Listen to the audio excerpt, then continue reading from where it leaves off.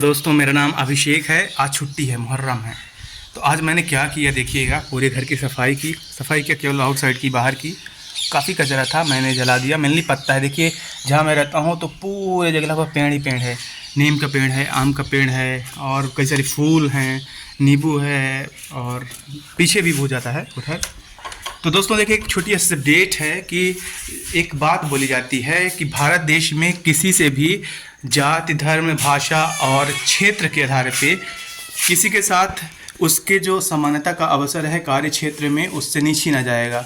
लेकिन अभी हाल ही में जो कर्नाटका की कैबिनेट है उसने अप्रूव किया है, सरकारी क्षेत्र तो है ही, जो प्राइवेट क्षेत्र है ऑफ कर्नाटका वहाँ पे भी रिजर्वेशन लागू कर दिया गया है।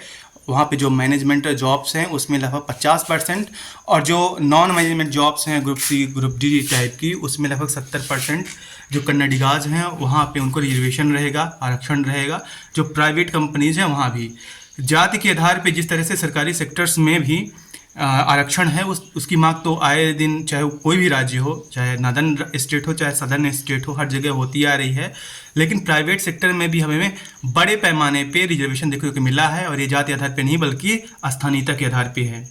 तो दोस्तों आपको क्या लगता है कि क्या जो हिंदी भाषी स्टेट्स हैं, लाइक कि हिंदी भाषी जितने भी लोग हैं, आप देख रहे होंगे कि कर्नाटका में, तमिलनाडु में उनके साथ किस तरह से नाइंसाफ़ी कई बार होती है। भाषा के आधार पे आपको हिंदी बोलने पे भेदभाव होता है, आपका बिजनेस वहाँ पे तोड़ दिया जाता है, दुकानें तोड़ दी जाती हैं और साथ ही साथ अब आपसे जो जॉब्स है एलिगेशंस के आधार पे आपसे वो छीना जाएगा कि बोल रहे हैं कि आप यहाँ पे आके जॉब्स नहीं कर पाएंगे।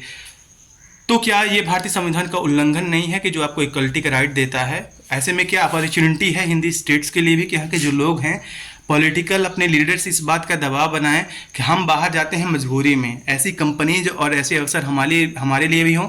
और जो यहाँ कंपनीज हैं, लाइक कि मैं एग्जांपल के तौर पे बताऊं, मध्य प्रदेश में जो जॉब्स मैक्सिमम हैं वो अदर स्टेट्स के लोग काफ़ी ज़्यादा हो जाते हैं, ठीक है ना।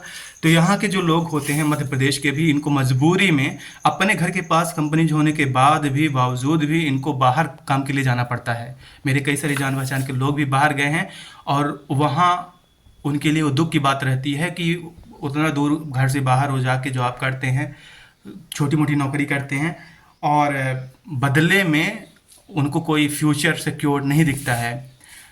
और कोई भी मजबूरी में ही बाहर जाता है, क्योंकि अगर आप इन हिंदी भाषी स्टेट में, अगर मध्य प्रदेश की भी बात करें तो यहाँ पे सेम कार्य के लिए, समान कार्य के लिए जो आपको किसी सदर्न स्टेट में पे मिलेगा उतना यहाँ नहीं मिलेगा। यहाँ अंडर एम्प्लॉयमेंट की प्रॉब्लम ज़्यादा है।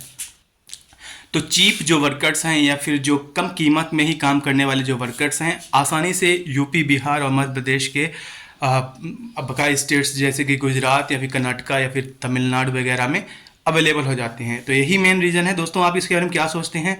क्या हिंदी स्टेट्स को भी ऐसी पॉलिसी लानी चाहिए? क्या अपने यहाँ भी कंपनी की स्थापना करनी चाहिए ताकि यहाँ के जो वर्कर्स हैं वो बाहर न जाएं, उनको रोजगार का अवसर अपने क्षेत्र में मिले और ये जो राज्य हैं ये भी कहीं ना कहीं एक सकारात्मक दिशा में तरक्की कर पाएँ। और इनको भी ऐसा एक रिजर्वेशन पॉलिसी लाना चाहिए कि अगर वो कंपनी मध्य प्रदेश में है तो चाहे वो गवर्नमेंट की हो चाहे प्राइवेट की हो, वहाँ पे 100% जो जॉब अपॉर्चुनिटी है वो सिर्फ और सिर्फ एमपी के लोगों को ही मिले। तो इसके बारे में आप क्या सोचते हैं? आप राय दीजिए। बाद में कर्नाटक की जो गवर्नमेंट है अपने क्षेत्रीयता के आधार पे या स्टेट हुड के आधार पे जहाँ भी जितनी भी कंपनी, चाहे वो आईटी की कंपनी हो चाहे और कोई कंपनी हो, वहाँ पे अपने लोगों को रिजर्वेशन दे दी है। धन्यवाद।